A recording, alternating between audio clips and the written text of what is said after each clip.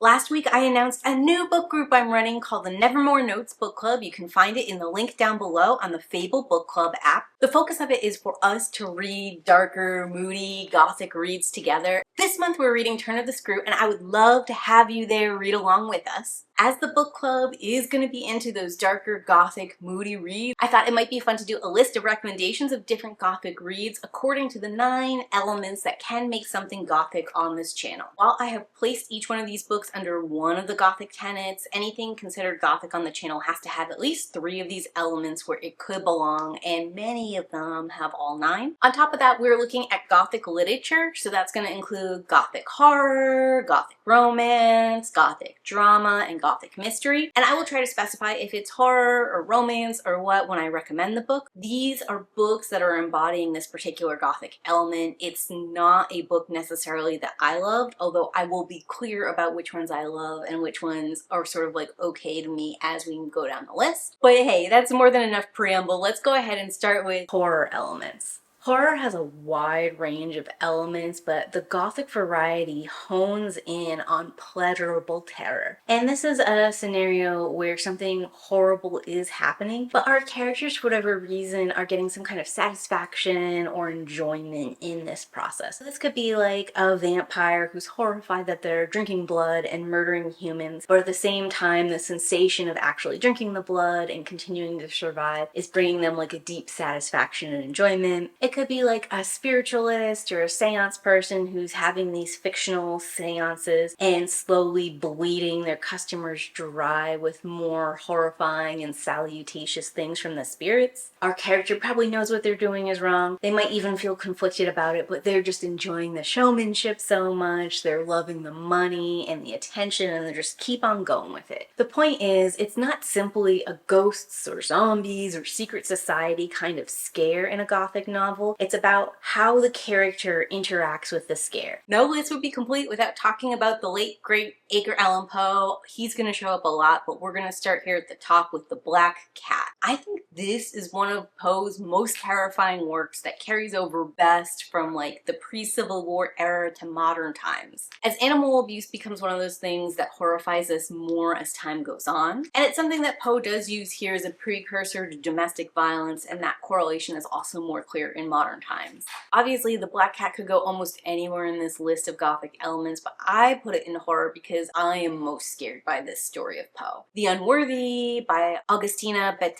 I'm gonna continue to stumble on that name from now until forever. But this latest release of hers is one of my favorite things I've read this year, perhaps my favorite overall, and what I loved about it is the dive into cult dystopian horror. While we could talk about the elements of loneliness and longing, the focus on human mortality, we could substitute in the dystopian elements for supernatural elements. I think the truth is the situation our narrator finds herself in is so scary and so desperate, and it looks like there are so few options for her that that's what makes the most compelling part of the story. Bat Eater and Other Names for Kora Zeng by Kylie Lee Baker. This story pulls no punches. I think it's gut-wrenching and horrifying on a whole host of levels, and it starts with intensity in chapter 1 and just keeps driving from there. I have already filmed and edited a standalone gothic review for this, and you guys are gonna see it in September, but until then, trust me when I tell you, this is like a gothic modern dream. The Good House by Tananarive. I already have a gothic review for this one out, and it embodies pretty much all of the elements of everything goth, but this is another one where I was truly terrified for the majority of the runtime. I was tempted to put this into human mortality and the loss of human life, because losing the people she loves is sort of like the horror of this, but there's like some additional supernatural elements. There's like an uncertainty and a lack of safety for everyone. There's a lot of twists and turns in this story that make you feel like you sort of know where things are going. You're sort of confident about who's going to come out okay and who's going to come out la mort at the end. And the horror there is how Tananarive keeps nobody safe, and the story does not follow predictable parameters, at least to me. And of course, this is going to roll us right into our element number 2, character is king. As you might be able to guess from the horror elements up at the top here, it's not just about the plot or the place, it's about how our characters feel or interact with that thing. We're looking for that rich inner world, a lot of internal monologue, probably a lot of dialogue going back and forth between characters if we have an ensemble cast. These characters are going to be more reflective, more thoughtful. They're probably going to be more bookish, research-based versus action-adventure fighting kind of people. There's going to be angst, melodrama, really diving deep into like the full range of emotions, everything someone might be feeling or thinking. The Telltale Heart by Edgar Allan Poe. All of Poe's works could fit in multiple categories on this scale, but I think The Telltale Heart is most emblematic of that character building. We're there with an unreliable narrator who's taken a dislike to the master of the house, and because of that he plots to murder that person and attempt to get away with it. Why he dislikes this guy, how he goes about doing it, what happens to him in the end, all of this is like the true horror of what's going on. Another famous classic is A Portrait of Dorian Gray by Oscar Wilde. Again, this is specifically about Dorian Gray's journey from like that sort of innocent lad into like this more and more depraved, monstrous creature. And then jumping over to some modern classics, I've got The Devil and Mrs. Davenport by Paulette Kennedy. This one has its own standalone Gothic review you could check out here. I really love the titular Mrs. Davenport. I think this is her journey from like meek housewife to free and in the clear on her own. A Southern Gothic classic is going to be To Kill a Mockingbird by Harper.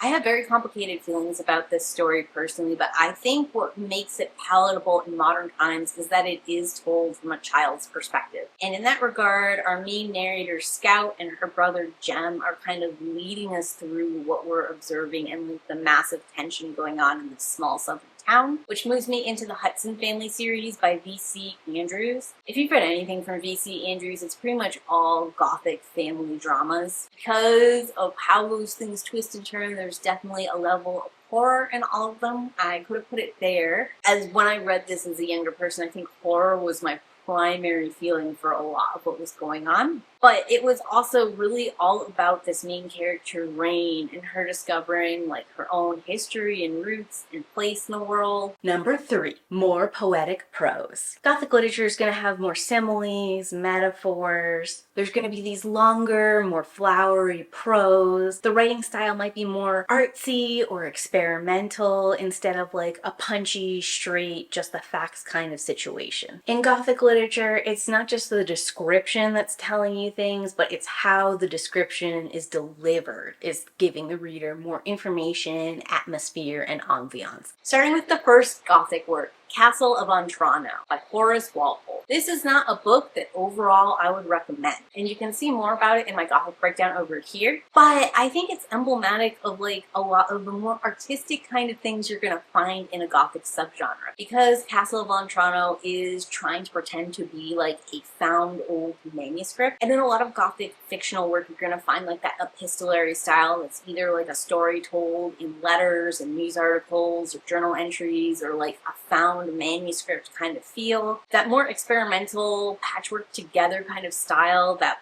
idea that we're sort of playing with the different ways you could tell a story, or like how certain kinds of formats engender a certain sort of feeling or expectation, is core to the Gothic framework. And I do think that one of the things Castle of Otranto does successfully is it sets that expectation and sets a pretty high bar, because most people at the time thought this really was a found manuscript until Horace Walpole came forward. Victorian Psycho by Virginia Feito. I was not a huge fan of this personally, rating it in like a mid-tier, but one thing I think it executes excellently on is giving a sort of like Victorian version of American Psycho. We have like this very deadpan governess who's like unreliable in her narration because we can't 100% tell what she's actually doing or what she's like imagining some sort of gruesome viscera daydream. And that's similar to like what you could see in something like American Psycho. The two titles being so closely aligned and then being able to compare and contrast them, where you have like the standard 90s white man in American Psycho, and here we have like that quiet lady Victorian governess. And the fact that both of them are sort of like wrestling with these different family problems they have and have like this aggression and anger.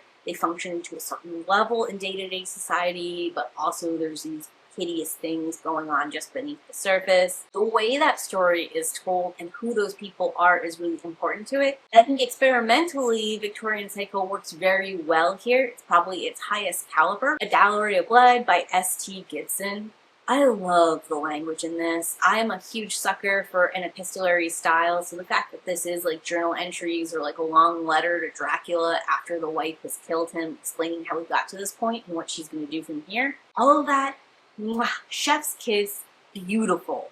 Couldn't ask for more. Of course, because these are vampires, there's a supernatural element, and all vampires come with loneliness and longing. There's no point for there being vampires, as well as human mortality. So I could have put Dowry of Blood in almost any of the categories, truly. But I think what makes it stand out, and what makes it like so charming and endearing and unique, is its choices in language and the way the story tells itself, which is why I left it here in poetic prose. The Invisible Life of Addie LaRoue by V.E. Schwab. This kind of story doesn't have a huge amount of appeal to me on its own, but V.E. Schwab does a great job telling it. I think she's a very powerful storyteller. She has a strong understanding of language and framing. She's able to take us like in this older pastime history and make that feel real, and also bring us into a modern era and the conversation and dialect there feeling like very authentic too. And it's like this master of a broad spectrum instead of like poetry for the sake of poetry. The Scarlet Letter by Nathaniel Hawthorne. Not everyone would say that Hawthorne is Gothic. Most people would probably put him in dark romance category, but dark romance category is also Gothic. And I chose The Scarlet Letter because of all of his works, it's one of my favorite. And I think the thing I like the most about it, like the imagery, the repetition, the illusion, the continual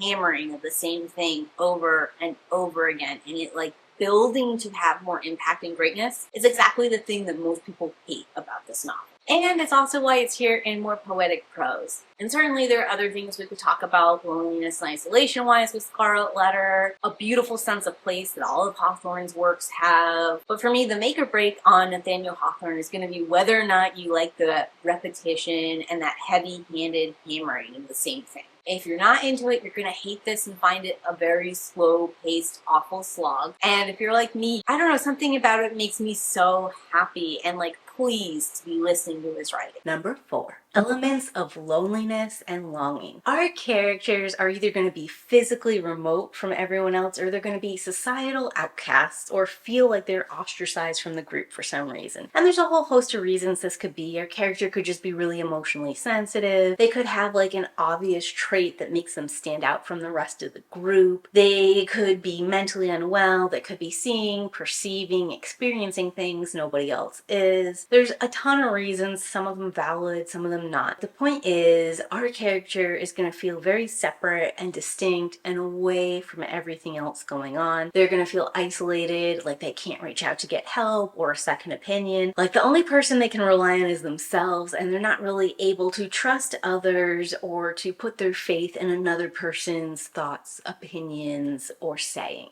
Hungerstone by Kat Dunn. This has a standalone review, although not a specific Gothic review you can find here. Overall, I found it to be sort of mid-tier experience for me, but to be executing at a very high level. And one of the things it does like beautifully is it portrays this character Lenore as being truly isolated in her own home, with no one she can confide in or trust. Even when this mysterious figure Carmilla comes into her life and is trying to help her, first 2/3 of the novel they have a very adversarial relationship that probably makes Lenore feel even more isolated and like misunderstood than she was without Carmilla's presence. Being actively alienated from your society and feeling like your personality is just wrong and just cannot fit within the role that you've been prescribed really just leaves Lenore out to dry. And then on top of that, she physically leaves her London home and goes out to this countryside area that's like a little bit more isolated, a little bit more lonely. So we're seeing different ways that we're driving this loneliness and longing, different ways that we can isolate Lenore from anything she's even familiar with.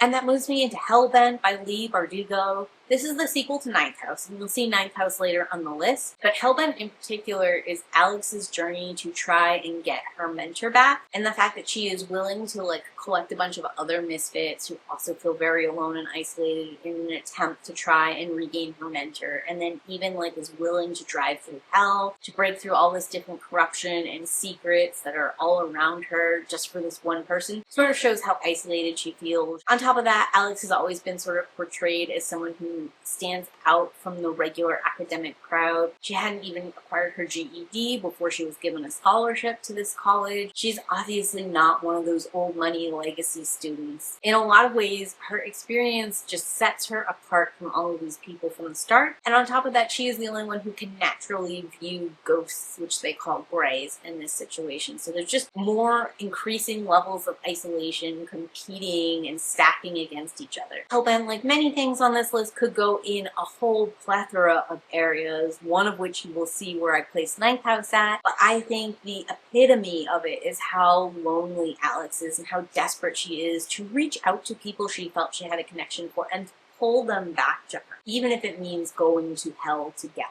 The Isle of Dr. Monroe by H.G. Wells. I also have a standalone review of this you can check out that covers the Gothic elements of this story. The way our character gets into a shipwreck and ends up accidentally in this Isle of Dr. Monroe really leaves him in a vulnerable and isolated state, and that heightens a significant level of horror you might otherwise not have felt, because first of all, he was like part of this shipwreck and he's the sole survivor of it after some of them were starting to resort to cannibalism, and then the boat he's saved by doesn't want to continue to carry his fare, and then the people on Dr. Monroe's island don't actually want to take him on so that they can wait for the next boat or whatever, and hopefully he can get back to a civilization as he knows it. So there's just like a lot of uncertainty about what he can do if these people won't take kindness or generosity with him. And then there's the isolation of everybody else on the island knowing what's going on there, but he does not. And he doesn't really fully understand it, doesn't know if he should be horrified or if he should be supportive. And the more he finds out, the more he like tries to maintain some kind of level-headed something, and the more he like is secretly indoctrinated to the horror of the island. Master of Salt and Bone by Carrie Lake. This is a Gothic romance, just so you know off the top. And I liked it a lot because our protagonist and our love interest are both like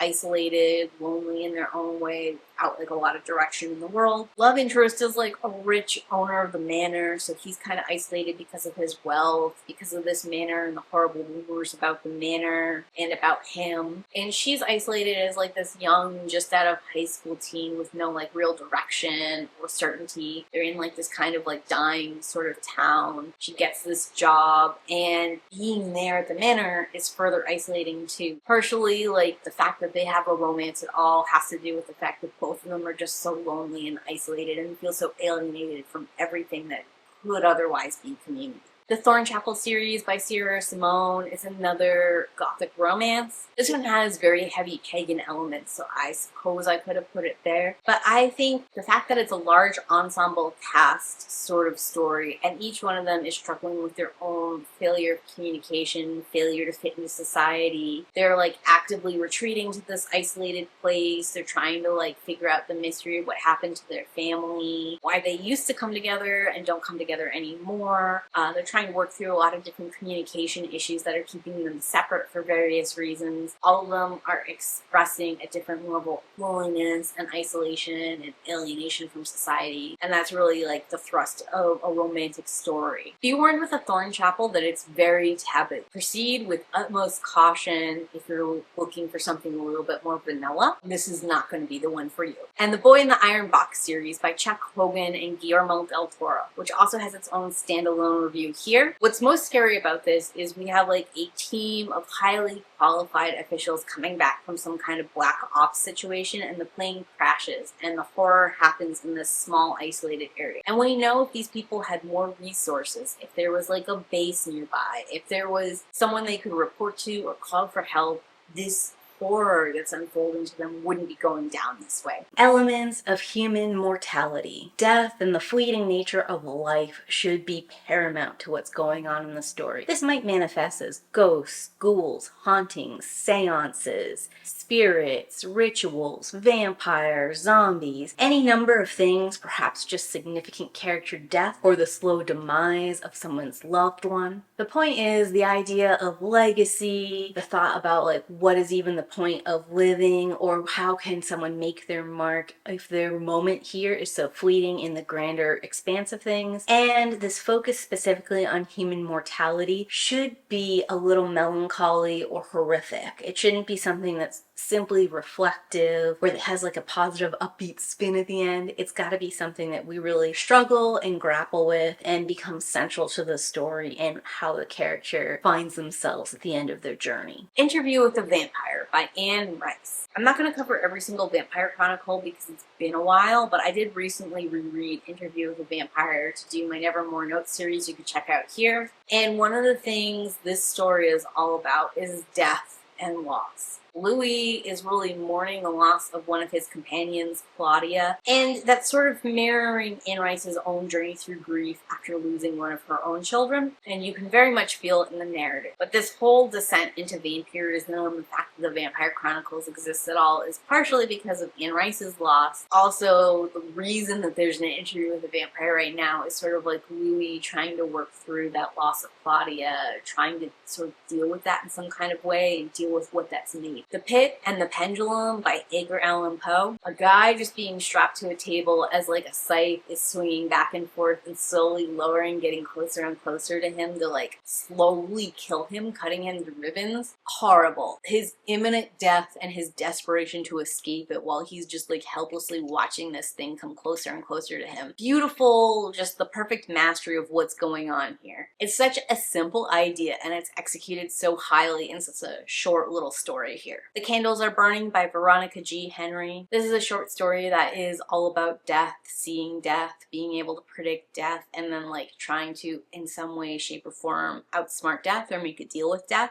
I feel like it's self-evident why human mortality would be central theme here. Sleep Tight Motel by Lisa Unger. This is a short story that's pretty quiet and takes its time, but we eventually get the reveal that this person is like dead and reflecting on their life and moving into the next phase of whatever happens after that. I like it for this prompt because the character originally thinks that they're still alive and they're trying to escape a bad situation, and as they come to realize that like it's way past the time when they could escape for that, and in fact maybe because they did not try to escape sooner, or maybe in the actual attempt itself, and that's how their life ended, and now they're working on next steps beyond that. It's really cool because it sort of puts you in the shoes of the dead person and like facing death, where a lot of these are more about dealing with death of a loved one or someone else's life at stake, or perhaps your own life being at stake. Rolling Me Into Vanishing Daughters by Cynthia Palaio. This is Palaio's latest novel. It's about a daughter dealing with the death of her mother and then trying to deal with the effects afterward, and she is in a deep and intense mourning over the loss of her mother, really like reflecting on her mother's life, the time she had with her mother, what she's going to do now without her mother. She's struggling with sleep. She feels like there's some kind of secrets that are unfulfilled that her mother's trying to like tell her about or help her with, like partially from beyond the grave, partially before she died. Like the way time and space works in this novel is a little wonky, but all of it just ties back to this like intense mourning and grief and sleep deprivation, sort of like all tangled together with her trying to care for her mother at the end, her trying to deal with the loss of her mother past that, and it just hurt me on so many levels in such a deep and mournful kind of way. This Thing Between Us by Gus Moreno again starts us off with the death of a very close loved one and this deep, immeasurable grief this person feels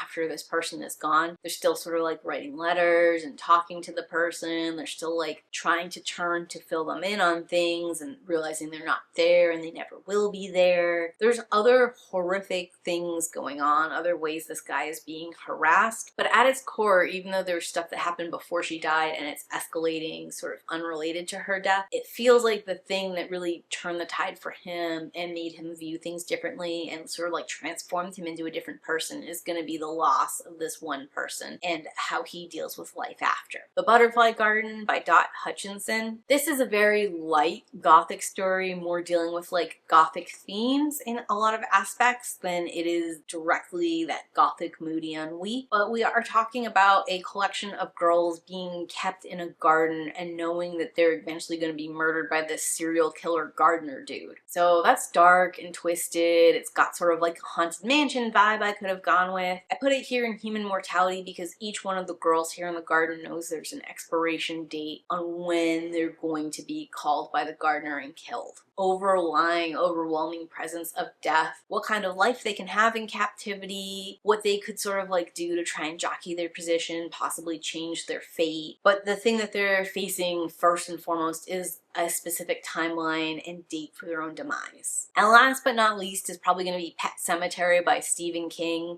I think probably the most obvious thing that people think about here is the supernatural element of like someone bringing the dead back to life, and sometimes dead is better. What kicks this off is the loss of a child and the inability to go on without that loss and the willingness to risk everything and anything to keep that person around, including burying them in a pet cemetery where we know it will bring them back, but not quite right. And then the horror of facing that creature is sort of like what comes next. But the inability to like cross over death or to deal with death is what starts us on this journey. Next is going to be that supernatural element. As you might have guessed from the discussion about human mortality, ghosts, vampires, ghouls, zombies, supernatural happenings or rituals are all often part and parcel of Gothic literature. In Gothic science fiction literature, we might replace this for technology. You can sort of see this even in some classics like Frankenstein, where it's this science of raising the dead versus a supernatural magical thing. These stories are big, larger than life, and here for all the feels. And to get that full range, we need something that's a little bit unreal and outside of our known experience and realm. You're gonna get that through something supernatural or unexplained happening. Now, it doesn't actually have to be a specific supernatural or scientific element. It could just be a bunch of unexplained happenings or things that eventually we learn have a mundane explanation. And sometimes that like tension between whether or not it's supernatural leaves this like delicious force and enjoyment in the prose as well. And I'm gonna have to start with the ever relevant Dracula by Bram Stoker, which has its own Gothic review you could check out here. But obviously the overriding thing in this story is the vampire Dracula. He is the horror. He's the thing that we're fighting back against. We're trying to discover the rules of, trying to figure out how to destroy. Like if there's no supernatural vampire, there's no problems in this story. So I just had to put it here. It's a great exploration of the supernatural. It's really giving me everything I want. This threat that's larger and unnatural and that's hard to figure out. It still has rules that we could learn and use against it. What the Dead Know by Nghi Vo. I really like the sort of quasi-supernatural world that Nghi Vo set up very neatly here. But on top of that, what I like most about it is we have like a fake spiritualist who has an authentic spiritualist experience, and through that she's sort of like uncovering a killer and putting herself in danger. The Mask of the Red Death by Edgar Allan Poe. You can question whether a lot of Edgar Allan Poe's stories have the supernatural element in them or not, because he like plays the line of madness and coincidence so well. But The Mask of the Red Death unquestionably feels like magic, feels a little bit like a dark fairy tale fable, and that sort of dark fairy tale fable niche of supernatural is, I think, why Mask of the Red Death gets to go here. The Daughter of Dr. Monroe by Silvia Moreo Garcia. We could have put the original Dr. Monroe here too and substituted supernatural element for like a sci-fi element, but I thought it goes good with Loneliness and Longing for the original, and this one, although it also has loneliness and longing, is most horrifying in its supernatural, or in this case like scientific sci-fi element, because the experimentation on humans, the lack of like consent and agency, the way they're being held captive, the way people are speculating on how they will or won't be used, all of that is horrific. And it also like puts a lot of different ethical questions and push points because the daughter of Dr. Monroe views the doctor as her father, and as a result she loves him and thinks that he's a good guy and ethic and moral, but she's also playmates with some of his experimentations. It causes like a lot of tension between them where they used to be all friends as children and play together, and as they're sort of like growing up and getting through puberty, there's like this anger and defiance and this better understanding from the experiments about like what life for them will look like and how dependent they are on Dr. Monroe's goodwill. The daughter is not 100% understanding why these two are so angry or anxious and why there's tension in their relationship. It's not step-by-step explained, it's not out there in gory detail, it's more like the hint or the implication of it that's sort of building this tension and horror in the narrative. And sometimes having a subtle scientific or supernatural element works better than having it all like laid out. Moving us into The Pet Project by Amanda Milo. This is definitely a gothic science fiction horror kind of narrative, at least to me. Amanda Milo is a romance author, and I guess I could see an argument for even this series being dark romance, but I think it fits more in horror personally. And the basic premise here is that humans have been captured by aliens who they cannot communicate with, and the aliens have assumed that there's some kind of like domesticated creature that's been abandoned by their owners, and these new aliens are taking the humans in. But unfortunately, like all the same kind of horrors that sometimes happen when humans take wild creatures in, like they don't know how to feed them, they don't know enough about medical care, they don't really know about what kind of living conditions they need, stuff like that that you can see in early zookeeping care and early pet keeping care is happening to these human beings on this alien captive situation. What's happening is super grounded, and you could like one-to-one compare human animal husbandry to like this alien human husbandry going on. Also got that supernatural speculative element because there's no other way to really see how humans would fall into that role. The Haunting in Room 904 by Erica T. Worth. This one's gonna have its own standalone Gothic review in September. Can't wait for you guys to check that one out. But I do think the most obvious thing here is going to be the supernatural element, since our main character can see ghosts and is a medium. Questioning our character's mental health. If there's a lot of supernatural things happening around your character and they are the only one experiencing it, obviously one of our questions is going to be, is this character having a mental break? Are they a reliable narrator at all? And again, this tension between their real and palpable fear, their experience versus what other people are perceiving can be really wonderful and just like an excellent reading experience. And whether it ends up that it actually is ghosts and supernatural and this person is experiencing it when others aren't for a series of reasons, or whether it is a mental health thing, or maybe it's all just a prank, all of these elements really combine to make us ask like, what is sanity or one's ability to perceive reality, and what do you do if how you're perceiving things is so much different than everyone else around you? You Let Me In by Camilla Bruce. It has its own standalone you can check out here, but really I think the question of if this character is mentally well or not, if the story she's telling about the Fae or the story her psychologist is telling about her being delusional is true, is like a core tension in the narrative. Everything lines up and fits so well, it really could go one way or the other, and that makes it interesting too because there's several murders and crimes and stuff that happen, and you kind of want to know who killed whom and why. The Daughter of Block Island by Krista Carmen. So this one, the sanity portion is really mostly for the first daughter because we don't know if she's suffering from withdrawal, if she's like experiencing a ghost, or she's having some kind of hallucination, if she's gone back into drinking and isn't even aware of it. But that confusion does sort of follow the rest of the narrative because we're wondering like who is keeping secrets, who is also delusional, is there actually a haunting going on here, or is this all man-made? Questioning whether or not someone is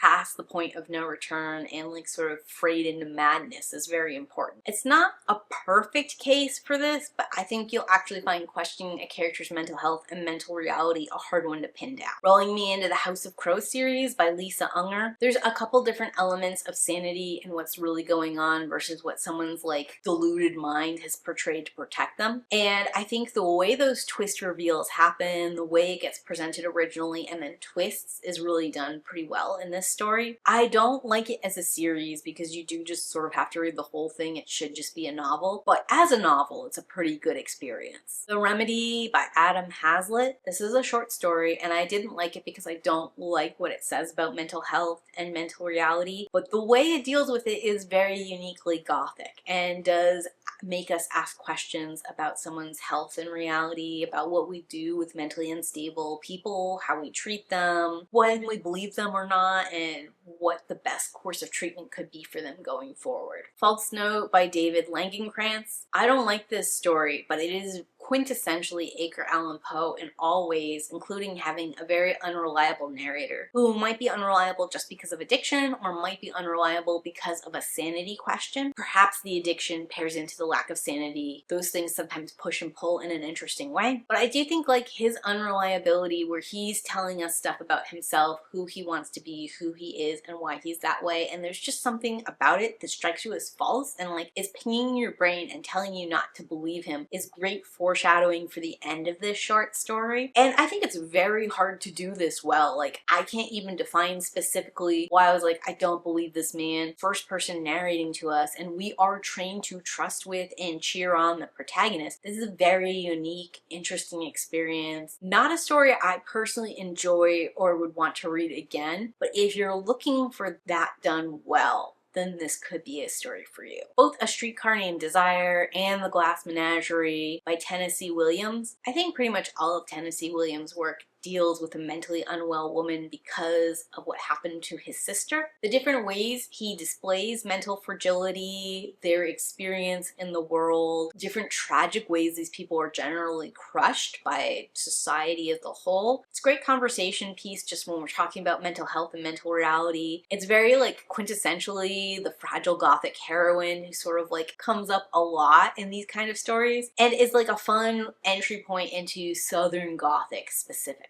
Makes use of local folklore and myth.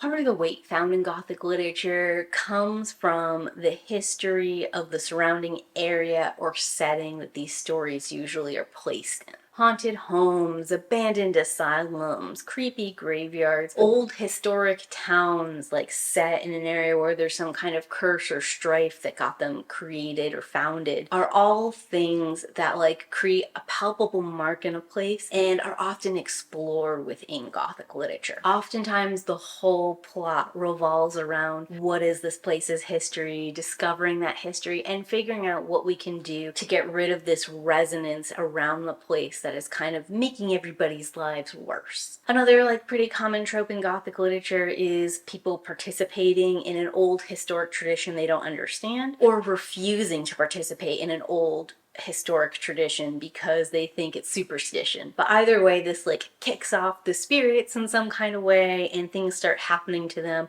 Metzennerstein by Edgar Allan Poe, written in like a traditional German way, but also building off of these traditional kind of beliefs, this kind of like fate, larger than life, kind of mythic quality to the story, sort of like it was foretold and inevitable. It's not my favorite Poe work, but I think it's the one that most embodies this particular element. If You See Her by Anya Ilborn, this could easily have gone into a story about the house specifically, but I think there's this like repeating cycle and there's this sort of slow revealing of information about the house, about the repeating cycle, about the obsession that falls on people and the way that it pulls different victims in, that makes it like really good and deep and adds like this tight horror ending. The Monsters and Gargoyle series by Lacey Carter Anderson. This is all like sort of a dark romance series, but it's got these fictional characters that are all from like Greek myths and legends, and it's taking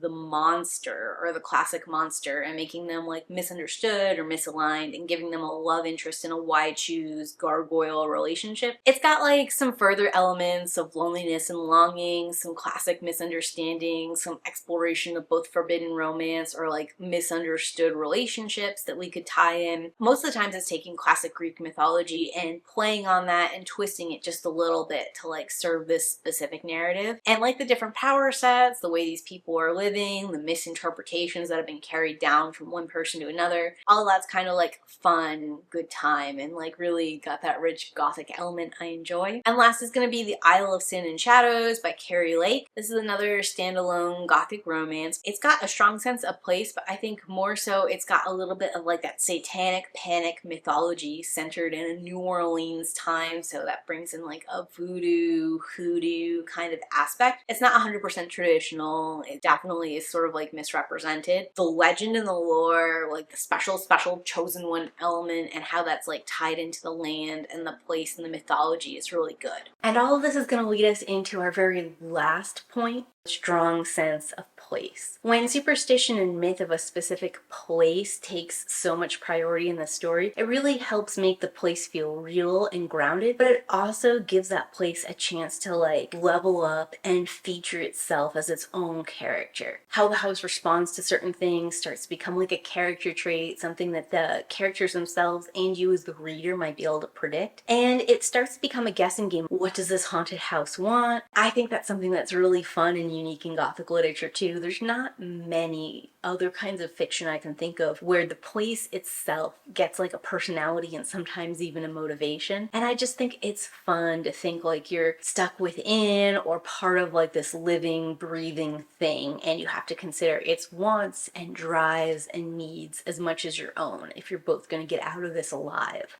Jane Eyre by Charlotte Bronte. This is an older Gothic romance, but I think the English manner that Jane Eyre ends up teaching the children in is pretty well laid out. The isolation it brings, the kind of like mystery because it's an older house and because it's so large, all of that ties into its location, its isolation, all of that. As you can hear, there's a bunch of elements that weave in, but I do feel like the house itself and the atmosphere of it takes on its own characteristic, its own personality that helps drive the narrative. Forgotten Sisters by Cynthia Puleo. The house that the two sisters are charged with taking care of after the loss of their parents, all of the Chicago history we get, all of the being along the river element, the way we can tie that in with like a Little Mermaid folklore, the way the Chicago River flows backwards and how that ties in, the ghosts of the house, the way the house is trying to warn them or keep them in or do something. It feels very visceral. It feels like just a strong embodiment of place and like a strong specific personality. Road of Bones by Christopher Golden. This one also has its own standalone review you could check out here. But it's set in such a cold place in the world where like you have to keep your car hooked up or it'll die. You have to keep things perpetually running or you'll freeze to death. You can only be outside even in the most bundled up situation for a couple minutes at a time. And this particular danger really sets the stage for how desperate and how careful you have to be here. And then on top of that, we use local folklore in a way that like continues to like drive home, this is the place we're at, this is its character and its personality, and this is the kind of person you have to be here to survive. Ghostwriter by Lorith Ann White. This is another short story, and I really think a massive boost of its Gothic flair is when the titular ghostwriter goes to like the old lady's house to get her interview, and it's a big old Gothic mansion on an island, and it's like isolated. There's these like implications that someone is either trying to warn her or that like a ghost is trying to warn her, and all of that's helped by like scenery and the trappings. Definitely being in this home specifically evokes a certain kind of emotional state in the reader and in the characters. Oak Avenue by Brandy Reeds. This is a short haunted house story. Being in this house, being in like a kind of worn down place, trying to fix it up, trying to interact with like those old creaks and groans you expect from like a house, and then also trying to figure out if it's ghosts, if your husband's going crazy, what's going on, is this a possession? That's all fun. The house itself becomes a bit of an antagonist. You wonder if the location itself is haunted and what's doing this to everyone. And then of course Ninth House by Leigh Bardugo finally gets its shout out here because the location and all of like the fiction that Leigh Bardugo made up around that location sets it very strongly. It gives us a strong sense of history, feels feels like so much more real and grounded than it would being set in a fictional place. The fact that we can really get a layout of a campus, that you could walk there and see these things, adds like an extra layer of reality to what's otherwise an urban fantasy. And then last but not least, I'm gonna say The Shining by Stephen King. That hotel in Colorado has been getting business off The Shining for like as long as The Shining has been around. Partially because of the movie, but partially because it's so well described. The kind of isolation you'd feel as the winter caretaker, the kind of various hauntings and creepy things that have happened throughout the years. It's all very well embodied in the novel itself, and certainly the hotel is taking on its own personality as sort of like a malevolent entity or a vortex of some sort for all of the stuff that's happening to the family. So those are going to be my different book recommendations based off of different elements that you can find in Gothic literature. Talk to me in those comments down below. What is your favorite Gothic element? And if you've made it all the way here, the secret emoji is going to be a skull emoji. And as always, keep reading.